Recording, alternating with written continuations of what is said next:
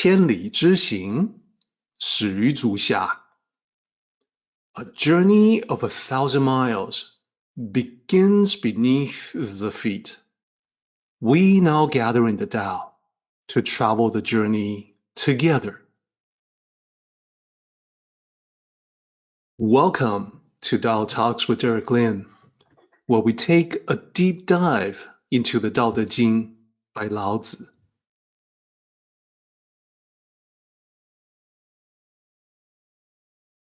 I would like to extend a warm welcome to you. Thank you for joining us. I would like to invite you to center your thoughts and direct your attention to this moment in time, to the here and now, to be fully present and mindfully aware as we all ready ourselves for this sacred process in the Tao with one another. And now, without further ado, let us continue and conclude Tao Te Ching, chapter 16.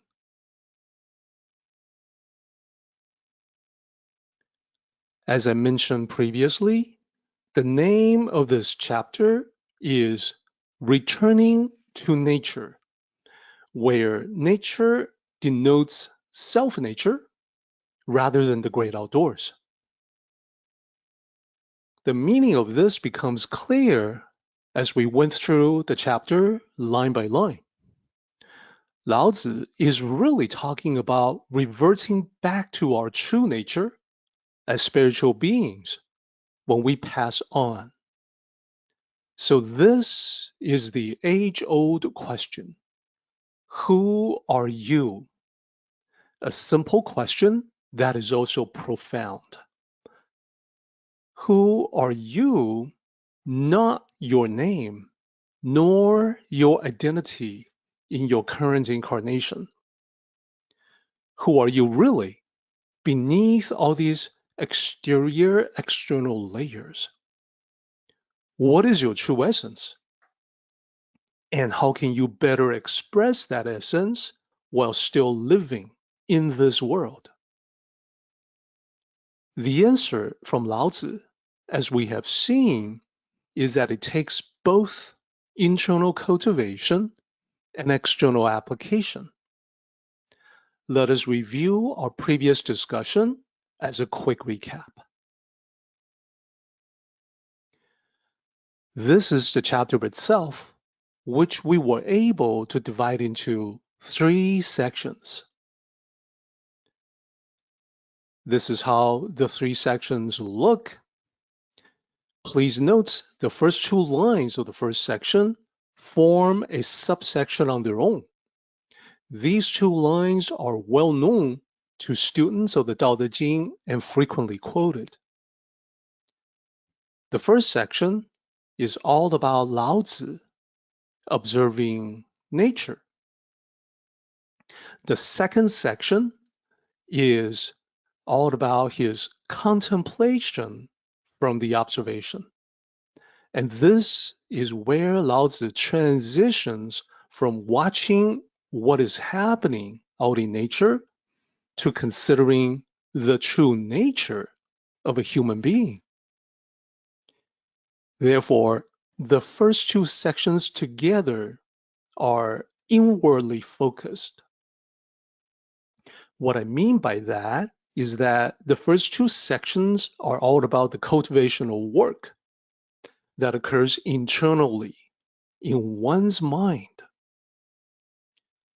The third and last section is about applying this internal cultivation to the external world, or, in other words, in your various interactions with the people around you. Let us run through this process at a high level using the illustrations that we went through last time for our recap today.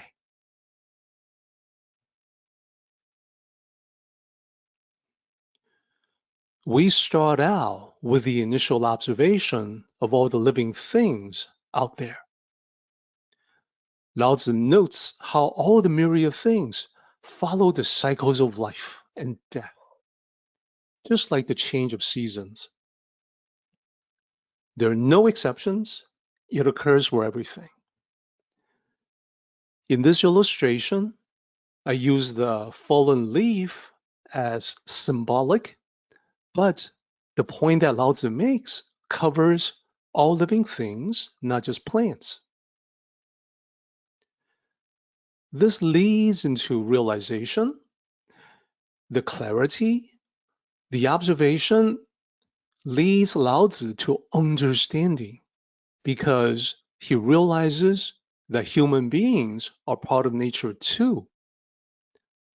Therefore, our lives go through the same cycles as all the living things of the world. That clarity, that understanding puts everything into a better perspective. Therefore, we become more accepting, we become more balanced, more moderate, we're able to live more fully in the present moment. So, to illustrate that pictorially, graphically, this process from observation to contemplation is captured in this slide that we looked at last time. The progression of this slide is from the bottom to the top, starting with the realization that one day we too will say goodbye to this life. When that happens, we depart from the material world back to the tranquility of the Tao. We shed our mortal coil, so to speak, and go back to our true selves in the spiritual realm. This is why people oftentimes have moments of clarity on the deathbed. This is very common. In the final moments of a lifetime, people come to the realization of what was truly important in life and what was actually trivial. It would be very wise for us to consider all that well before the final moments of our lives. You and I can gain spiritual clarity now, well before the end, so we can put that understanding to good use. It is too late to apply the understanding when you are on your deathbed.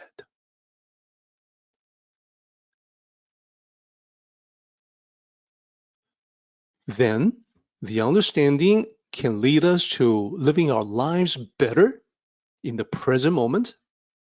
So this slide depicts how that process works. It progresses from the top down, starting with acceptance. We accept things as they are. There is no need to rail against the injustice of fate. We know that serves no useful purpose, just a waste of time and energy. We also recognize the essential equality, the underlying connection of all things. After all, we're all manifestations in the same way, at different levels, working on different lessons. You and I are no exception. When this wisdom dawns on us, we can then affirm our rightful place as the absolute ruler, the monarch of our own lives. That is your kingdom, and that is what leads us to the heavenly Tao.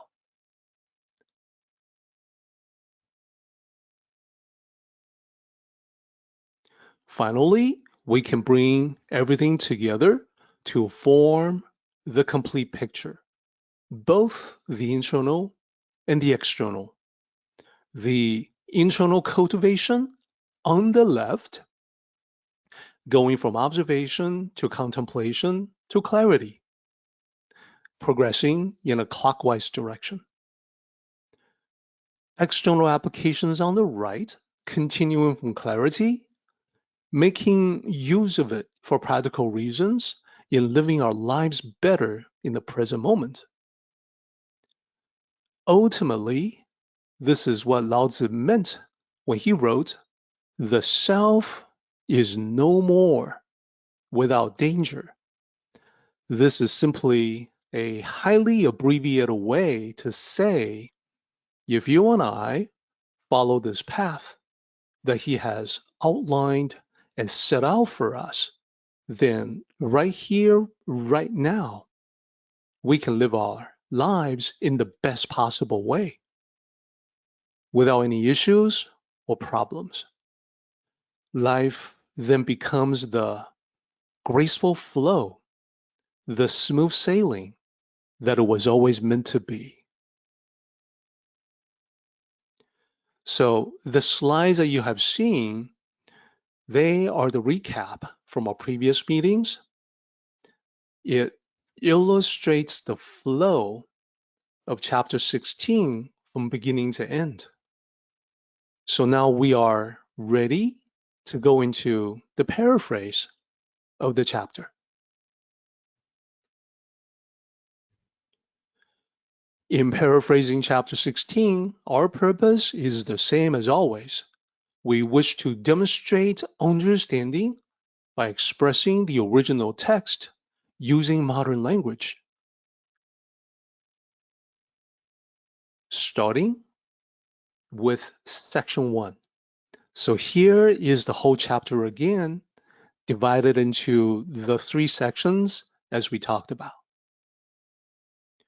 Section 1 talks about the ultimate emptiness, the truest tranquility, plus observations about the activities of the myriad things and how everything returns eventually.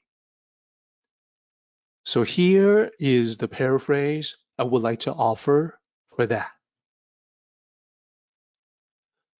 I observe the world from a Tao perspective by clearing my mind, so I can quiet my thoughts to bear silent witness.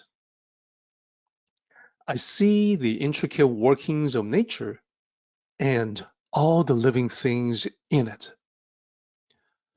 I see the cycles of birth, life, and death as they apply to humanity. We, like all living things, come into this world to live, thrive, and experience. Eventually, we must return to the Tao, the root of all existence. As we discussed previously, please note that where it says I, that is Lao Tzu speaking in the first person. He's talking about what he saw and what he thought. And this takes us into the second section, which is the continuation of his contemplation about existence itself.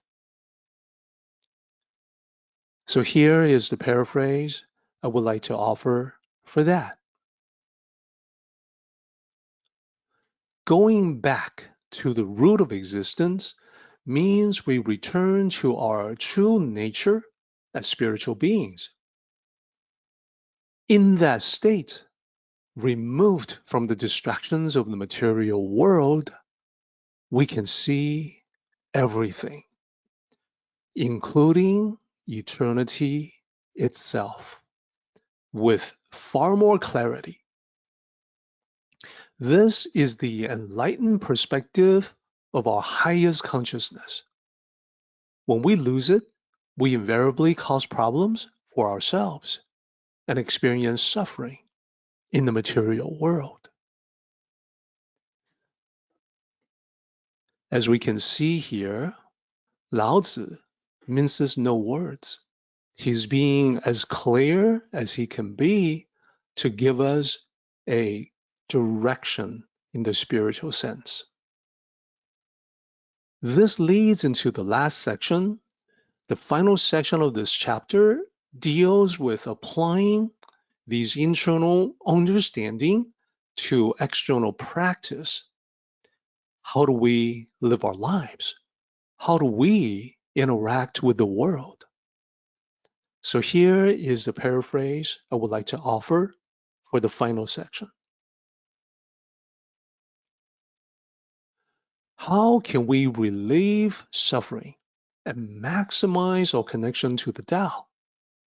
We must start with self-knowledge, the understanding of our true nature that leads to the clarity of enlightened perception. With this clarity, you can look at the world with impartial objectivity and accept it as it is. That is the first step to take charge of your life. Master your destiny and fulfill the heavenly mandate. To flow in accordance with the Tao in this manner is to enjoy lasting goodness, resolve problems, and wield authentic power as long as you live. So that is the paraphrase for the last section. I think it ties in very neatly with the beginning part. You see the clear train of thought from Lao Tzu, starting with observation to realization to conclusion. So this brings us to the very last part of our presentation on chapter 16, which is the full circle. In the very last lines of Tao Te Ching, chapter 16, Lao Tzu speaks of living one's life in accordance with the heavenly Tao, free of problems or issues. The word he used was danger, which just means challenges in life. So we can link this back to the beginning and see Lao Tzu talking about attaining the ultimate emptiness of the mind. So we can put this together. The last part is about mastering your life. The first part is about mastering your mind. So the message is clear. Mastery of one's life begins with the mastery of one's mind. When we put it that way, it seems very intuitive. This points to the importance of having a meditative, reflective, or contemplative practice in our lives. Many of you listening already do have a meditative practice. If not, I highly recommend it, and I would say that you can work in the meditative practice in activities. Tai Chi is meditation in motion. So is Qigong. So is plain walking. It would be very easy, in my opinion, for anyone to practice meditative walking. All it takes is your own 2 feet. There is also meditative writing, which is to write whatever comes to mind. It is amazing sometimes to see what bubbles up from your subconscious mind. And if you don't like any of these options, I suggest being contemplative or reflective of the recent past. It's simply a daily review of the previous days and your actions, your words in those days. Have you behaved and spoken and acted in accordance with the Tao? And if not, what would be a way to do better today, tomorrow, and the days ahead? Whatever the case may be, the beginning of this mental discipline, this meditative, reflective, or contemplative practice can set you on a phenomenal path, an incredible path, a rewarding path. And that's what leads Lao Tzu to say that the Tao is eternal, the self is no more without danger. As I mentioned, is simply the abbreviated way to say, live in this way and you will have no problems at all throughout your life. And now I would like to talk about sharing the Tao. The easiest way to access Tao resources is to visit my author website, directlin.com.